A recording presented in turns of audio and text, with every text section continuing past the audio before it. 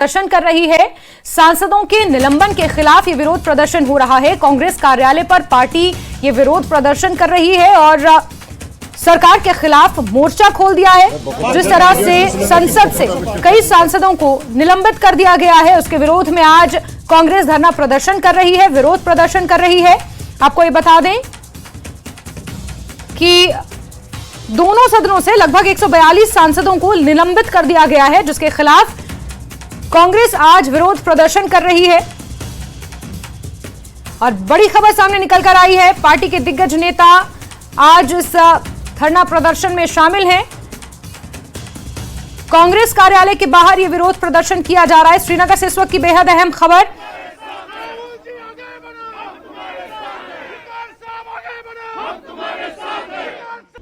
कांग्रेस ने आज श्रीनगर में भी प्रदर्शन किया और मेरे पीछे आप देख सकते हैं कि कांग्रेस के कई वर्कर और नेता यहां पे जुड़े हुए हैं, जिन्होंने आज सुबह से ही यहां पर जमा हुए हैं, क्योंकि ये इंडिया ब्लॉक की तरफ से एक कॉल दी गई थी कि जो सस्पेंशन हुआ है एमपीज का, उसके खिलाफ जो है धरना दिया जाए। ये अभी धरने पे बैठे हुए हैं। आप देख सकते हैं कि मर्डर ऑफ डेमोक्रेसी का जो वो लगाया गया है। कहना ये है इनका कि जो सरकार है वो जो सस्पेंशन है एमपीज का वो गलत है, क्योंकि वो सवाल जो है पार्लियामेंट में कर रहे थे कि पार्लियामेंट की जो सिक्योरिटी ब्रीच है उसको लेकर। अब अभी भी सुन पा रहे होंगे कि पीछे मेरे डेमोक्रेसी को बहाल करो के नारे जो है लगाए जा रहे हैं। कांग्रेस वर्कर्स ने जो है बाहर आने की कोशिश की, जिसके बाद पुलिस ने उनका मार्च जो है इस गेट से रोका, क्योंकि ये श्रीनगर का लाल चौक इलाका है, हसास इलाका है, तो पुलिस ने कहीं ना कहीं यहाँ से बाहर जाने की उनको अनुमति नहीं दी। लेकिन लगातार जो है कांग्रेस या इंडिया ब्लॉक की बात करें वो प्रोटेस्ट कर रहे हैं और ये चाह रहे हैं कि जो एमपीज जो है ब्लॉक किया गया है। आज श्रीनगर की सड़कों पर मार्च करना चाह रहे थे, लेकिन पुलिस ने इनको आगे जाने की अनुमति नहीं दी। बशीर लोन के साथ ईशानवानी, जानकारियों के साथ इसी खबर पर जुड़ गए हैं रईस। आज देश भर में कांग्रेस इस तरह से विरोध प्रदर्शन कर रही है और श्रीनगर में भी कांग्रेस मुख्यालय के बाहर तमाम कांग्रेस के नेता एकजुट हुए हैं और सरकार के खिलाफ विरोध प्रदर्शन किया जा रहा है। क्या कुछ जानकारी, और आपके पीछे जो कांग्रेस के नेता है उनसे भी जरा बातचीत करने की कोशिश कीजिए rice.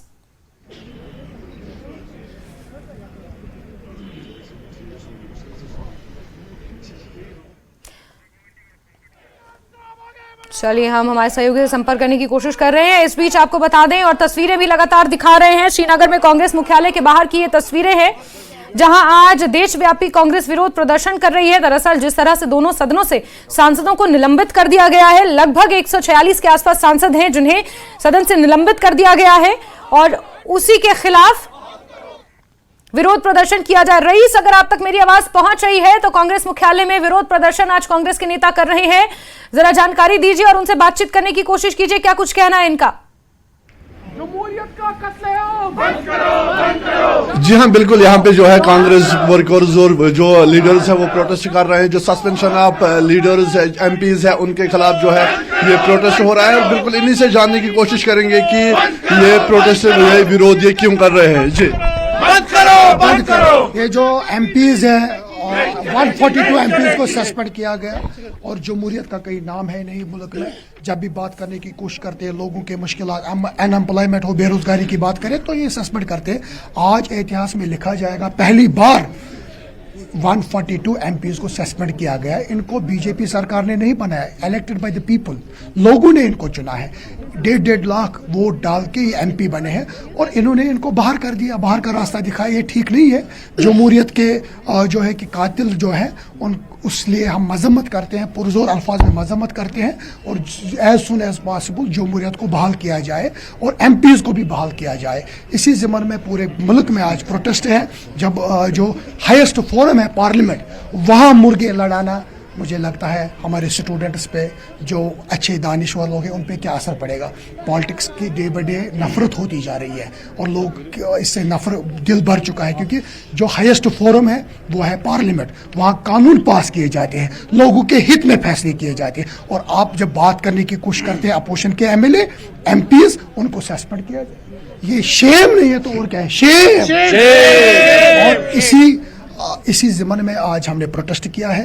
As soon as possible MPs को बहाल किया जाए और जमहूरियत को बहाल किया जाए पूरे मुल्क में। चीफ जस्टिस इंडिया साहब से हमें बहुत उम्मीद है, पूरे भारत के लोगों को उम्मीद है तो हम उनको पूरे लोग अपील कर रहे हैं, पूरे देश के लोग अपील कर रहे हैं कि फौरी तौर जिन एमपी को डिस्क्वालीफाई किया गया, इमीडिएट बिना इंतजार उनको करने की जरूरत नहीं है, इमीडिएट उनको बहाल किया जाए, डेमोक्रेसी को बहाल किया जाए, जमहूरियत को बहाल किया जाए, इमीडिएट उनको बहाल करना चाहिए।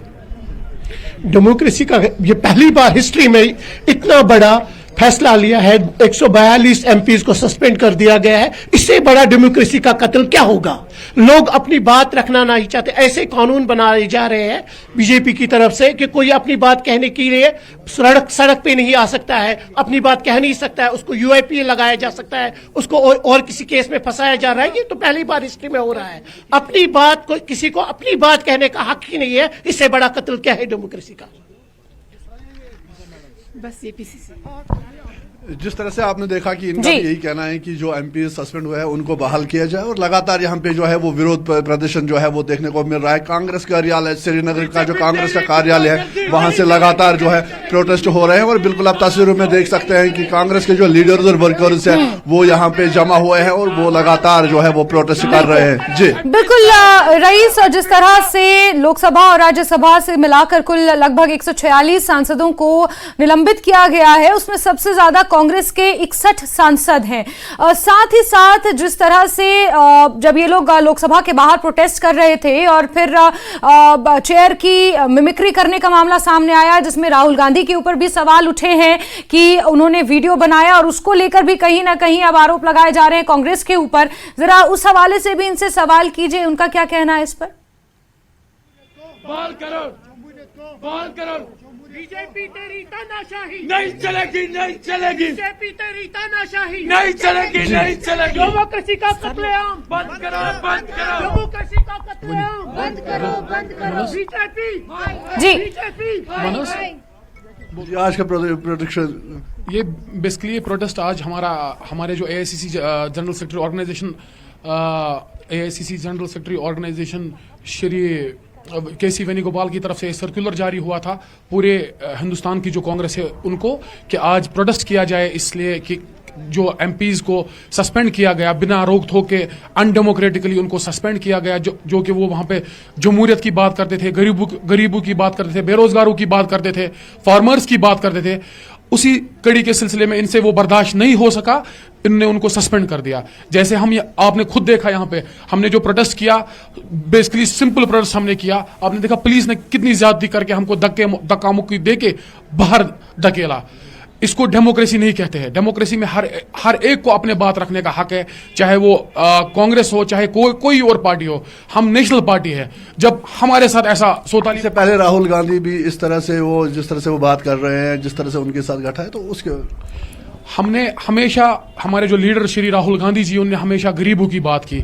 मोदी सरकार को घुटने पे उनने टेकने पे मजबूर किया। जब से उनने भारत जोड़ो यात्रा की तब से मोदी सरकार घुटने पे टेकने के लिए मजबूर हो गई।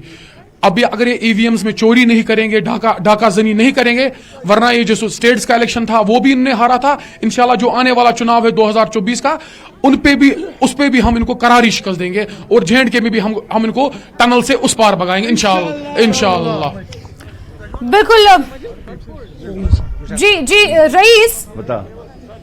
रईस, इनसे जरा ये भी पूछने की कोशिश कीजिए कि एक तरफ तो ये प्रोटेस्ट कर रहे हैं जिस तरह से लोकसभा से कांग्रेस के 61 सांसदों को निलंबित किया, दूसरी तरफ कहीं ना कहीं इस चीज पर भी सवाल उठाए जा रहे हैं कि इन्हीं के जो घटक दल थे, जो इंडिया अलायंस के जो बाकी पार्टीज थी, टीएमसी सांसद ने जिस तरह से उपराष्ट्रपति जगदीप धनखड़ की मिमिक्री की, उस पर राहुल गांधी जो वीडियो बना रहे थे उसको लेकर भी सवाल खड़े हो रहे हैं कांग्रेस पार्टी पर। तो इसको लेकर इनका क्या कुछ कहना है, क्योंकि वो वाकया भी सवालों के घेरे में है।